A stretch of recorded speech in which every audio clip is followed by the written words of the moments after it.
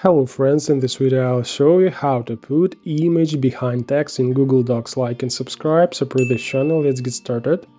There are two ways to put an image behind a text in Google Docs. If you just need to add some kind of label, then use the drawing tool for this. Go to the Insert tab, Drawing, and select New. Next, add the image. Click on the image button, and as you can see, we have several sources from where we can upload the image. Select the one that stores the image you need. I will upload the image from my computer. I click Browse, select an image, and click Open. We wait a few seconds and the image is added. Please note that when the image is selected, we can move or rotate it.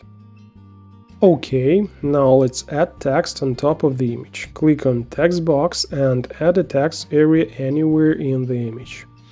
We're typing some text. To make the text more visible, let's edit it. Click More, namely these three dots, and then in this menu we edit the text as we need.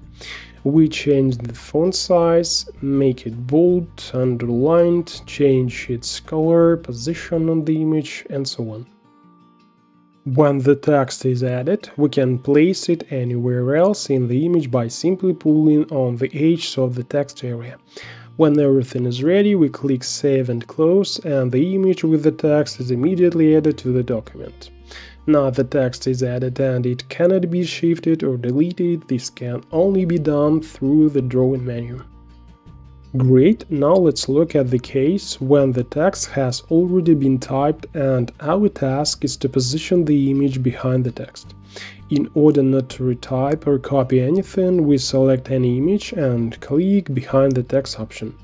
And now we can freely move the image around the page in any direction, and we can work with the text as usual. And finally, if you have hidden the image behind the text and cannot select it, then just hover over the image, right-click and click Select Image in the menu.